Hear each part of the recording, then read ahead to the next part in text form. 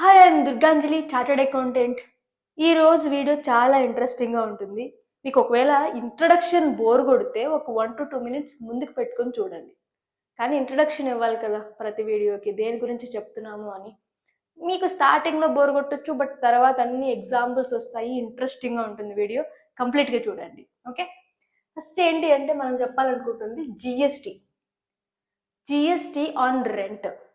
ఎందుకు స్పెసిఫిక్గా దీన్ని నేను హైలైట్ చేశానంటే రివర్స్ ఛార్జ్ మెకానిజం అని లేటెస్ట్గా వచ్చిన అప్డేట్ అది. అందుకే రివర్స్ ఛార్జ్ మెకానిజం ఎవరికి అప్లై అవుతుంది అని తెలుసుకోవడం కోసం నేను దాన్ని హైలైట్ చేశాను. కానీ ఈచ్ అండ్ ఎవ్రీ ఆస్పెక్ట్ మనం విత్ ఎగ్జాంపుల్తో డిస్కస్ చేసుకుందాం. ఓకే, ఫస్ట్ ఏంటంటే ఎవరు అసలు జిఎస్టీ ఎవరు పే చేయాలి అనేది చూసుకుంటే సర్వీస్ ప్రొవైడర్ పే చేయాలి. కానీ సర్వీస్ ప్రొవైడర్ వాళ్ళ అమౌంట్ పే చేస్తారా అంటే కాదు. సర్వీస్ రిసీవర్ దగ్గర నుంచి కలెక్ట్ చేసుకొని సర్వీస్ ప్రొవైడరు వాళ్ళ జిఎస్టీ నెంబర్తో పే చేస్తారు. అంటే ఫర్ ఎగ్జాంపుల్ నేను సర్వీస్ ప్రొవైడర్, నేను ఒక పర్సన్కి సర్వీస్ ప్రొవైడ్ చేస్తున్నాను. నేను ప్రొవైడ్ చేశాను అంటే ఫీజు తీసుకుంటా. సో ఫీజు తీసుకునేటప్పుడు రిసీవర్ దగ్గర నుంచి జిఎస్టీతో కలిపి తీసుకొని ఆ జిఎస్టీ అమౌంట్ని వాళ్ళ జిఎస్టీ నెంబర్తో నేను ఫైల్ చేసి డిపాజిట్ చేస్తా గవర్నమెంట్కి. ఆ రిసీవర్ ఎవరైతే ఉన్నారో వాళ్ళ జిఎస్టీ అది వాళ్ళకే వెళ్తుంది, ఐటీసీ రూపంలో, ఇన్పుట్ ట్యాక్స్ క్రెడిట్ రూపంలో వాళ్ళకే వెళ్తుంది, నాది కాదు అది. నేను జస్ట్ నా రెస్పాన్సిబిలిటీ ఏంటి, కలెక్ట్ చేసుకుని గవర్నమెంట్కి పే చేయడం మాత్రమే. ఓకే, అండర్ నార్మల్ కేసెస్లో సర్వీస్ ప్రొవైడర్ పే చేస్తారు. అండర్ ఆర్సీఎం కేసెస్లో సర్వీస్ రిసీవర్ పే చేస్తారు. ఎవరు అసలు సర్వీస్ రిసీవరు ఎందుకు పే చేయాలి రివర్స్ ఛార్జ్ మెకానిజం కింద అనేది మనం డిస్కస్ చేసుకుందాం ఫర్దర్ ఎగ్జాంపుల్స్లో. కానీ సింపుల్గా చెప్పాలి అంటే ఒకవేళ సర్వీస్ ప్రొవైడర్ నేను నాట్ రిజిస్టర్ అంటే నేను ఇప్పుడు నా దగ్గర నా జిఎస్టీ లేదు, జిఎస్టీ నెంబర్ లేదు నాకు. నీ జిఎస్టీ నెంబర్ ఉంటేనే కదా, నేను రిజిస్టర్ అయితేనే కదా నేను లాగిన్ అయ్యి జిఎస్టీ పోర్టల్లో వాళ్ళ నేమ్తో వాళ్ళ జిఎస్టీ నెంబర్తో ఫైల్ చేయగలుగుతా. నాకే జిఎస్టీ నెంబర్ లేదు, నేను ఎలా చేయగలుగుతా? So that service receiver registered, వాళ్ళకి జిఎస్టీ నెంబర్ ఉంది. సో సర్వీస్ రిసీవరే రివర్స్ ఛార్జ్ మెకానిజం కింద తనే తన జిఎస్టీ అమౌంట్ని పే చేసుకుంటాడు అండ్ ఫైల్ చేసుకుంటాడు. ఓకే, ఇప్పుడు ఈ రెంట్ కేసులో ఆర్సీఎం ఎప్పుడు వస్తుంది అనేది మనం ఫర్దర్గా డిస్కస్ చేసుకుందాం. బట్ సింపుల్గా చెప్పాలి అంటే సింపుల్ థింగ్, ఒక కమర్షియల్ ప్రాపర్టీని లీజ్కి ఇచ్చాం. ఎవరికి? సింపుల్, ఒక రిజిస్టర్డ్ పర్సన్కి ఇచ్చాం. కానీ నేను రిజిస్టర్డ్ కాదు. ఆ కేసులో ఏం చేయాలి? సర్వీస్ రిసీవరే, ఎవరైతే రెంట్కి తీసుకున్నారో, లెస్సీ ఎవరైతే ఉన్నారో, ఓకే, వాళ్ళే ఆర్సీఎం కింద రెంట్ మీద జిఎస్టీ పే చేసుకోవాలి. సింపుల్. ఓకే, ఇప్పుడు జిఎస్టీ రేట్ ఎంత? జిఎస్టీ రేట్ ఇప్పుడు commercial property and residential property and mixed usage అంటే commercial, both commercial and residential రెండు ఉన్నాయి. కనిపిస్తుందా క్లియర్గా? బోత్ కమర్షియల్ అండ్ రెసిడెన్షియల్ రెండు ఉన్నాయి. ఇప్పుడు కమర్షియల్ ప్రాపర్టీ అయితే GST rate 18%, either normal tax అవని, ఆర్సీఎం రివర్స్ ఛార్జ్ మెకానిజం అవని 18%. రెసిడెన్షియల్ ప్రాపర్టీ అయితే 0%. అంటే రెసిడెన్షియల్ ప్రాపర్టీ రెంట్కి ఇస్తే జిఎస్టీ పే చేయని అవసరం లేదు, ఎగ్జామ్ట్ కంప్లీట్గా. ఓకే, కానీ మిక్స్డ్ యూసేజ్ అంటే ఫర్ ఎగ్జాంపుల్ నేను ఫస్ట్ ఫ్లోర్లో రెసిడెన్స్ ఉంటున్నాను, కింద ఫ్లోర్లో రెస్టారెంట్ రన్ చేస్తున్నాను. అప్పుడు ఏం చేయాలి అంటే, ఇప్పుడు ఈవెన్ దో నేనే పే చేసినా కూడా, రెండు రెంట్స్ నేనే పే చేసినా, ఒకవేళ కలిపి పే చేసినా కూడా ఎస్ఎఫ్టీని బేస్ చేసుకున్నా. అంటే ఫస్ట్ ఫ్లోర్లో ఎస్ఎఫ్టీ ఎంత ఉంటుందో ఆ ఎస్ఎఫ్టీకి తగ్గట్టుగా రెంట్, కింద ఫ్లోర్లో ఎస్ఎఫ్టీ ఎంత ఉంటుంది ఆ ఎస్ఎఫ్టీ తగ్గట్టుగా. ఇప్పుడు కమర్షియల్ ప్రాపర్టీ అంటే కొంచెం రెంట్ ఎక్కువ ఉంటుంది కాబట్టి దానికి తగ్గట్టుగా బైఫర్కేట్ చేసుకొని, ఫర్ ఎగ్జాంపుల్ నేను 50,000 కడుతున్నాను అనుకోండి, 50,000 అందులో ఫస్ట్ ఫ్లోర్కి సంబంధించి 20,000 పే చేస్తున్నాను, కింద ఫ్లోర్కి సంబంధించి 30,000 పే చేస్తున్నాను అనుకుందాం. సో 20,000 0%, 30,000 18% జిఎస్టీ వస్తుంది. అండర్స్టాండ్? ఇలా బైఫర్కేట్ చేసుకోగలిగితే, అంటే ఎక్కడైనా రెంట్ డీడ్లో ఏం స్పెసిఫిక్గా మెన్షన్ చేయక్కర్లేదు, కానీ బైఫర్కేషన్కి పాసిబిలిటీ ఉంటే అలాగా ఏ రెంట్కి ఆ రెంట్ 0%, 18% మనం ఛార్జ్ చేస్తాం.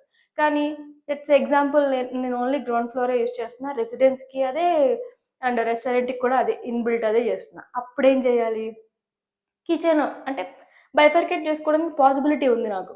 కిచెన్ వరకు అంటే కిచెన్ రెస్టారెంట్కి యూజ్ చేసే కిచెన్ వరకు ఎంత సేఫ్టీ ఉంటుంది అనేది క్యాలిక్యులేట్ చేసుకొని ఆ ప్రపోర్షన్ ఆఫ్ రెంట్ ప్రపోర్షనేట్గా తీసుకొని, బెటర్ అదే ప్రపోర్షనేట్గా తీసుకొని ఆ రెంట్ మీద మనం రెంట్ పే చేస్తే జిఎస్టీ పే చేస్తే సరిపోతుంది.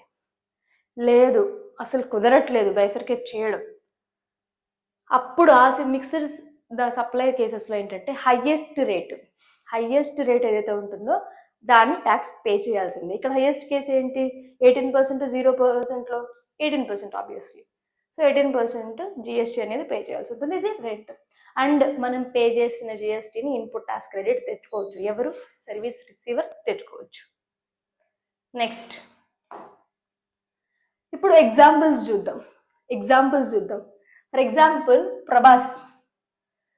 ప్రభాస్ రిజిస్టర్డ్ పర్సన్ అంటే జిఎస్టీ ఉంది, రిజిస్టర్డ్ పర్సనే జిఎస్టీ ఉంది.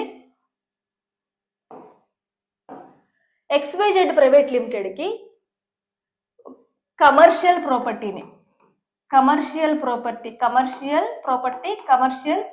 పర్పస్ XYZ లిమిటెడ్కి వీళ్ళు కూడా రిజిస్టర్డ్, వాళ్ళకి కూడా జిఎస్టీ ఉంది.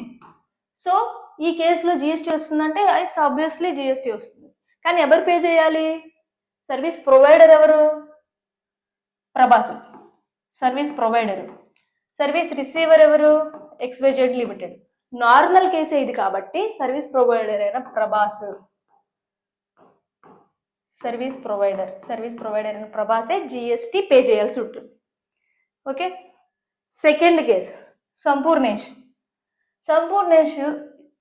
సర్వీస్ ప్రొవైడరు, ఈయన కమర్షియల్ ప్రాపర్టీని, again commercial property ABC private limited. ఈయన నాట్ రిజిస్టర్డ్ అంటే ఈయనకి జిఎస్టీ లేదు, నాట్ రిజిస్టర్డ్ అనమాట. అంటే వేరే బిజినెస్ క్లెయిమ్ లేదు, జిఎస్టీ కవర్ అయ్యేలాగా వేరే బిజినెస్ ఏం లేదు. ప్రభాస్కి ఏంటంటే వేరే బిజినెస్ ఉన్నాయి, ఆయన జిఎస్టీ కవర్ అవుతున్నాడు, జిఎస్టీ పే చేసుకుంటున్నాడు. సంపూర్ణేష్కి ఏంటంటే వేరే బిజినెస్ క్లెయిమ్ లేవు, and not registered. Okay. ABC private limited అయినా రిజిస్టర్డ్, వీళ్ళకి జిఎస్టీ ఉంది, రిజిస్టర్డ్ వాళ్ళకి రెంట్కి ఇచ్చాడు. ఈ కేసులో ఏంటి, ఇందాక మనం రివర్స్ ఛార్జ్ మెకానిజంలో చెప్పుకున్న పాయింట్ ఇక్కడ కవర్ అవుతుంది. సో ఈ కేసులో ఏంటి అంటే రిజిస్టర్డ్ పర్సన్ సర్వీస్ రిసీవర్ కాబట్టి, సర్వీస్ ప్రొవైడర్ నాట్ రిజిస్టర్డ్ కాబట్టి సర్వీస్ రిసీవరే ఆర్సీఎం కింద ఎవరు, ఏబీసీ ప్రైవేట్ లిమిటెడే పే చేయాల్సి ఉంటుంది. ఆర్సీఎం కింద వాళ్ళే పే చేసుకుని వాళ్ళే ఇన్పుట్ ట్యాక్స్ క్రెడిట్ తెచ్చుకోవచ్చు. సింపుల్. థర్డ్ ఎగ్జాంపుల్ అంజలి అంటే నేను రిజిస్టర్డ్, నాకు జిఎస్టీ ఉంది. ప్రభాస్కి, ఇక్కడ ఉన్నాడు కదా ప్రభాస్కి కాసేపు ఊహించుకోండి పర్లేదు. ప్రభాస్కి తను కూడా రిజిస్టర్డ్, తనకు కూడా జిఎస్టీ ఉంది. ఒక ఫ్లాట్ రెంట్కి ఇచ్చా నేను ప్రభాస్కి, ఫ్లాట్. కానీ ఇదేంటి ఫ్లాట్, రెసిడెన్షియల్ పర్పస్. తను జస్ట్ రెసిడెన్స్ ఉండటానికి అప్పుడు వస్తే రెంట్కి ఇచ్చాం అనుకుందాం. ఈ కేసులో ఏంటి అంటే నేను రిజిస్టరు, ప్రభాస్ రిజిస్టరు. ఇప్పుడు ఎవరు సర్వీస్ ప్రొవైడర్, ఇప్పుడు ఎవరు జిఎస్టీ పే చేయాలి, ఎవరు పే చేయక్కర్లా, ఎందుకంటే ఇది రెసిడెన్షియల్ ప్రాపర్టీ. ఎంత అనుకున్నాం, 0% జిఎస్టీ. ఒకవేళ నేను ఇది కమర్షియల్ ప్రాపర్టీ అయితే ఎవరు పే చేయాలి, అంజలి పే చేయాలి. ఒకవేళ ఇది కమర్షియల్ ప్రాపర్టీయే బట్ నేను నాట్ రిజిస్టర్డ్ అనుకోండి, నేను అప్పుడు ప్రభాస్ పే చేయాలి. అండర్స్టాండ్.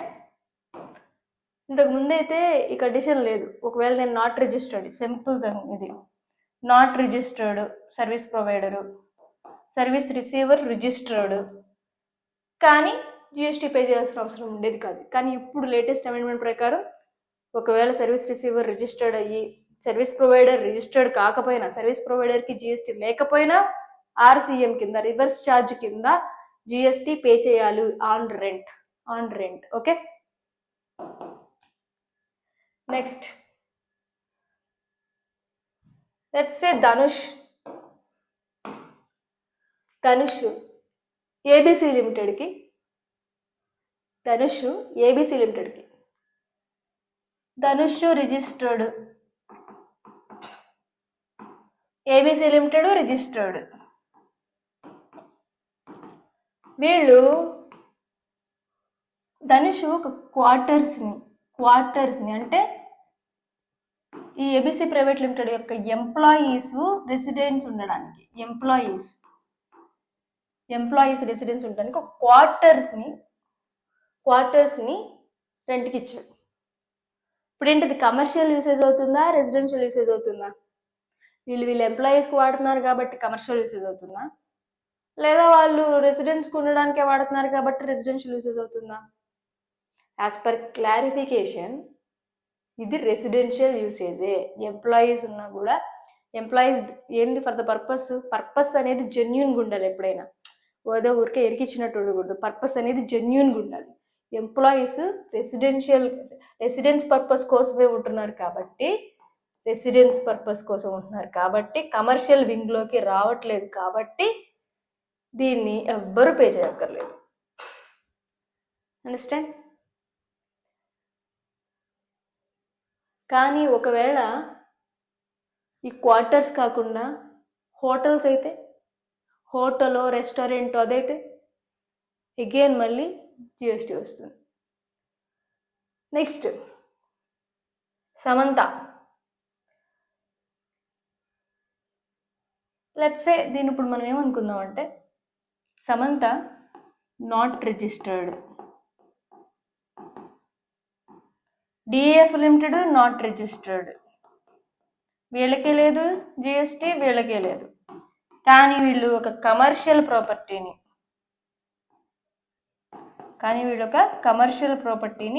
కమర్షియల్ వింగ్లోకి వచ్చింది, ఆ ప్రాపర్టీని రెంట్కి ఇచ్చారు. అంటే రిజిస్టర్డ్ అంటే వేరే ఏ బిజినెస్ లేదు అని అర్థం. కానీ కమర్షియల్ ప్రాపర్టీని డిఎఫ్ లిమిటెడ్కి సమంత రెంట్కి ఇచ్చింది. అప్పుడు ఏం చేయాలి? రెంట్ ఎంత రెంట్ పర్ యానం పర్ ఇయర్కి 20 lakhs దాటకపోతే, లెస్ దాన్ 20 lakhs అయితే no GST, less than 20 lakhs అయితే 0. ఒకవేళ more than GST, more than 20 lakhs అయితే, సర్వీస్ కదా ఇది, సో మోర్ దాన్ 20 lakhs అయితే అప్పుడు జిఎస్టీ కింద రిజిస్టర్ అయ్యి అంతకుముందు రిజిస్ట్రేషన్ లేకపోయినా జిఎస్టీ కింద రిజిస్టర్ అయ్యి వచ్చినట్టు 18% జిఎస్టీ కట్టాల్సిందే. అండర్స్టాండ్? ఎగ్జాంపుల్స్ అన్నీ అర్థమైనాయి అనుకుంటున్నాను. ఏమైనా డౌట్స్ ఉండి